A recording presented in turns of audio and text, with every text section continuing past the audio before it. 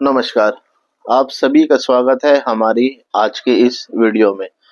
आज के इस वीडियो में हम आपको कबीरदास जी ऐसे दोहे के बारे में बताने जा रहे हैं जो दोहा हमें जीवन के अनित्य और माया से ऊपर उठने का संदेश देता है। यह दोहा हमें यह भी सिखाता है कि सांसारिक वस्तुओं का मोह छोड़कर आत्मा की शुद्धि और परमात्मा की प्राप्ति ही सच्चा जीवन है। जीवन के प्रत्येक क्षण का सदुपयोग करे, अपने अंतर्मन को निर्मल बनाए और मृत्यु के सत्य को स्वीकार कर जीवन को सही दिशा में ले जाए। तो चलिए हम आपको इस दोहे के बारे में बताते हैं कि हम इस वीडियो में किस दोहे के बारे में बताने चाह रहे हैं, साथ ही साथ उस दोहे का अर्थ, साथ ही साथ उसकी पीछे की शिक्षाएं। तो चलिए वीडियो शुरू करते हैं। तो संत कबीर जी का जो दोहा है वो कुछ इस प्रकार है। पात झरनता यो कहे, सुनी तरवर बनराई, अब के बिछड़े ना मिले, कहूँ दूर पड़ेगे जाई। जी हाँ, यह दोहा प्रकृति के एक सुंदर दृश्य का वर्णन करता है जिसमें पतझड़ का मौसम और वृक्ष का दृश्य दर्शाया गया है। यहाँ पतझड़ के पत्ते वृक्ष से गिरते हुए कह रहे हैं कि अब वे फिर कभी नहीं मिलेंगे। यह प्रतीकात्मक रूप से जीवन के अनित्य और परिवर्तनशील स्वभाव को दर्शाता है। कबीर जी ने इस दोहे के माध्यम से जीवन में स्थिरता, बंधन और पुनः जन्म की अवधारणा पर विचार व्यक्त किया है। तो चलिए हम आपको इस दोहे का विस्तृत अर्थ बताते हैं। तो सबसे पहले हम आपको पहली पंक्ति के जो शब्द है पात झरता यो कहे, इसके बारे में बताना चाहेंगे। यहाँ पतझड़ के मौसम में गिरते हुए पत्ते कह रहे हैं कि अब वे वृक्ष से गिर चुके हैं और फिर वापस नहीं लौटेंगे। यह प्राकृतिक प्रक्रिया का संकेत देता है। सुनी तरवर बनराई, वृक्ष में तरु की यह क्रिया सुनने में आती है। अब वह अपने पत्तों को खो चुका है या पत्ते सूख रहे हैं। यहाँ वृक्ष का सूखना जीवन के अंत को दर्शाता है। आपके बिछुड़े ना मिले, यह वाक्य जीवन की अनित्यता और क्षण भंगुरता को दर्शाता है। जो एक बार टूट गया या अलग हो गया है फिर नहीं मिल सकता, जैसे गिरे हुए पत्ते फिर वृक्ष से नहीं जुड़ सकते। कहूँ दूर पड़ेगे जाई, जी हाँ, यह संकेत है कि वे पत्ते दूर कहीं गिरेंगे और वापस नहीं आएंगे। जीवन के अनित्य स्वभाव का ये संकेत चित्रण है। तो अब हम आपको इस दोहे के पीछे की शिक्षाएं और उसका विश्लेषण करके बताते हैं। संत कबीर जी का यह दोहा जीवन के मूलभूत सत्य को उद्घाटित करता है। यह हमें यह समझाता है कि संसार में सब कुछ परिवर्तनशील है, स्थिरता अस्थायी है और हर वस्तु का अंत निश्चित है। इस दृष्टि से हम जीवन का सही मूल्य समझ सकते हैं और अपने जीवन को सही दिशा में ले जाने की प्रेरणा प्राप्त कर सकते हैं।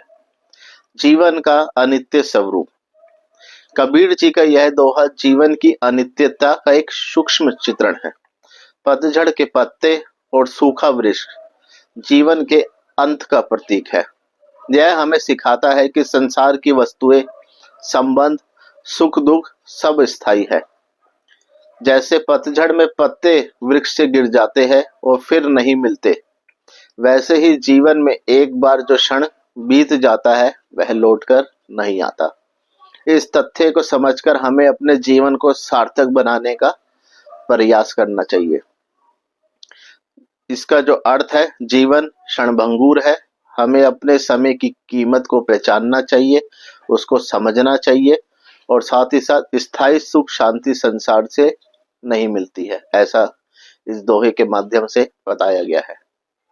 बंधनों का त्याग और मोक्ष की ओर अग्रसर, जी हाँ, कबीर जी का यह दोहा हमें यह भी सिखाता है कि संसार में बंधनों से मुक्त होने का मार्ग क्या है। पतझड़ का यह दृश्य दर्शाता है कि जब पत्ते गिर जाते हैं तो पुनः वृक्ष से नहीं जुड़ सकते हैं। इसी तरह यदि हम संसार के मोह माया में फंसे रहते हैं तो मोक्ष की प्राप्ति बहुत कठिन हो जाती है। अंततः जीवन में मोह माया से ऊपर उठकर आत्मा की शुद्धि, और मोक्ष प्राप्ति की दिशा में प्रयास करते रहना चाहिए।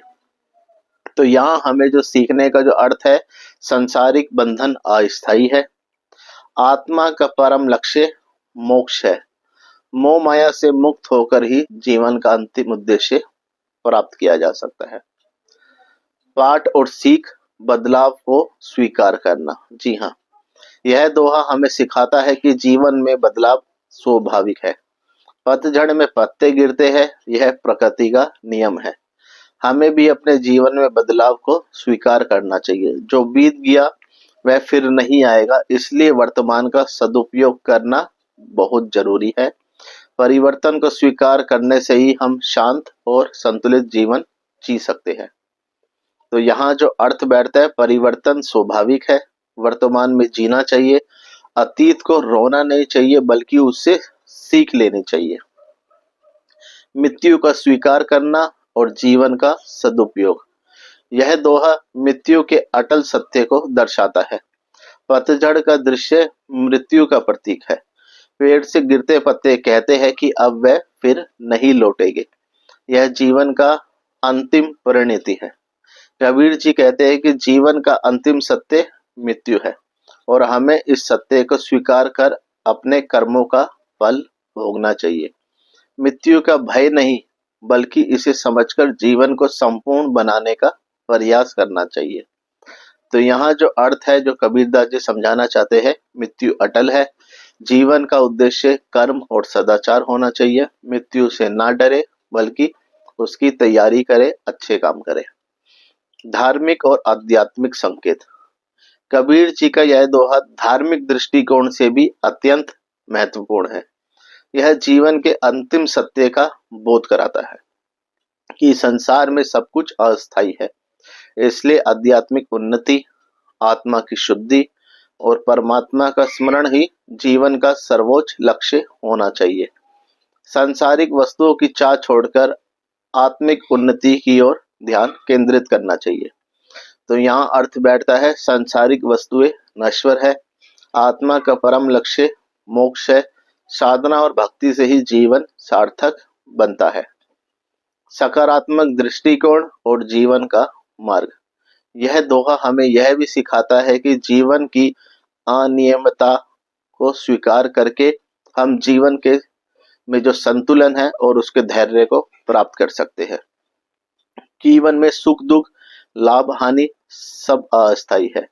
इसी समझ में हम अपने जीवन को संतुलित और शांतिपूर्ण बना सकते हैं। कबीर जी का यह संदेश हमें यह भी प्रेरित करता है कि जीवन को सरलता, सदाचार और आत्मा की शुद्धि के साथ जिया जाए। तो यहाँ जो कबीरदास जी जो अर्थ समझाना चाहते हैं वो कुछ इस प्रकार है, जीवन में संतुलन बनाए रखे, सुख दुख को समान दृष्टि से देखे, आत्मिक उन्नति में ही जीवन का सार है। सामाजिक और व्यक्तिगत शिक्षाएं। यह दोहा सामाजिक दृष्टिकोण से महत्वपूर्ण है। यह हमें यह भी सिखाता है कि संसार में सभी वस्तुएं अस्थायी है, इसलिए किसी भी वस्तु या व्यक्ति पर अत्यधिक आश्रित न रहे बल्कि उस पर आश्रित नहीं रहना चाहिए। स्वाधीनता और आत्मनिर्भरता का विकास करें, अपनी आत्मा की शुद्धि और आत्मज्ञान की दिशा में प्रयास करें। समाज में भी बदलाव इसी प्रकार संभव है जब व्यक्ति अपने अंदर की चेतना को जागरूक बनाता है।